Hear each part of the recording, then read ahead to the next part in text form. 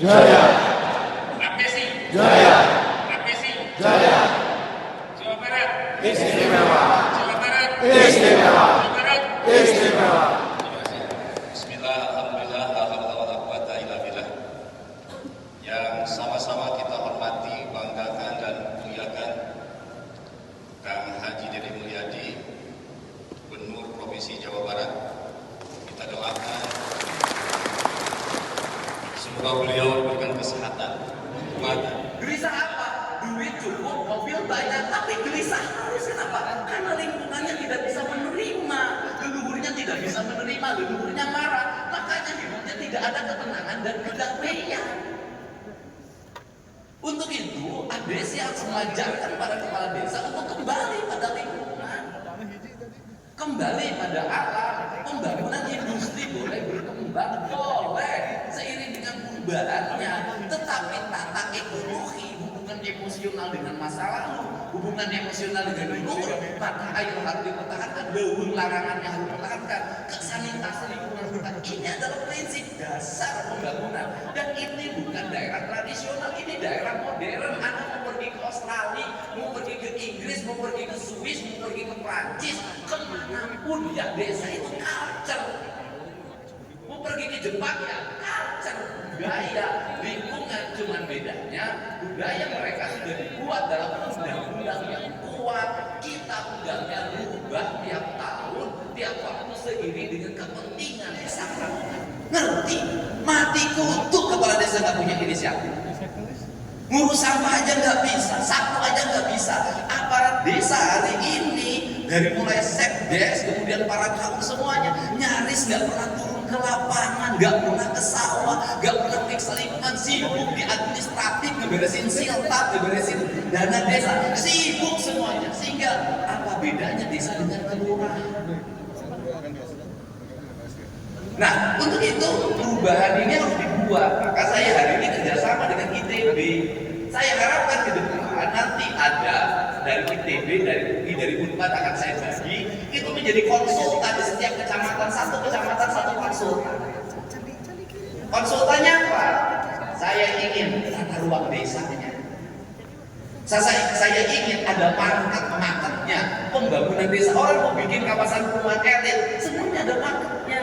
Di sini bangun ini, di sini ruang terbuka hijaunya. Sekarang di desa nggak ada. Seiring perkembangan penduduk makin tinggi, jumlah orang makin banyak, rumah berdempet-dempet, sanitasi lingkungan kacau, buang MCK-nya ke sungai, buang limbah rumah tangga ke sungai, buang sampah ke sungai. Orang desa hari ini nggak ngurus sampah, padahal sampahnya sampah plastik berantakan di mana-mana, semuanya masuk ke sungai. Rata-rata kepala desanya tak benar. Ini harus dibenahi. Karena yang benahi maka harus Pak Sekda itu tata ruang jabatannya harus bisa mengatur di desa. Kalau enggak habis itu DPR-nya, APR-nya main rekomendasi aja, kadesnya kirim rekomendasi untuk bikin sertifikat di daerah sepadan sungai, lahirlah 12 sertifikat, ratusan sertifikat. Sertifikat itu lahir dari mana? Ya dari desa dan kelurahan. Salahnya BP itu ada alat ukurnya, ada tukang ukurnya. Tukang ukur nggak baca undang-undang, kan nggak boleh bangun bangunan di daerah sepadan sungai, di daerah aliran sungai, di hulu sungai, kan nggak boleh situ-situ berubah jadi perumahan dan pemukiman. Ini kacau kenapa? Karena pengelola sudah tidak ada. Tokoh-tokoh di desa yang ngerti kebudayaan, ngerti lingkungan. Selamat siang, alhamdulillah hari ini kami kepanitiaan pelantikan dan rekrutmennya DPD Provinsi Jawa Barat alhamdulillah telah telah disupport dan didatangi oleh Bupati langsung Kabupaten Cianjur. Support yang luar biasa. Terima kasih sekali lagi atas nama panitia, atas kehadirannya. Mungkin selanjutnya ada pesan-pesan khusus buat para kepala desa yang tergabung di advokasi umumnya di Jawa Barat.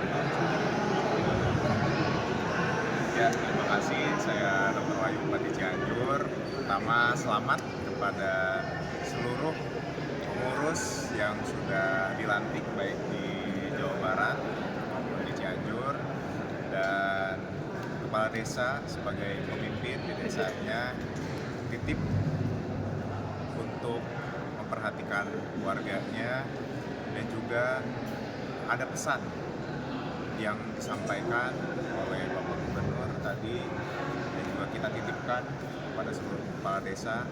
Pertama, untuk tata kelola keuangan yang akuntabel dan juga transparan.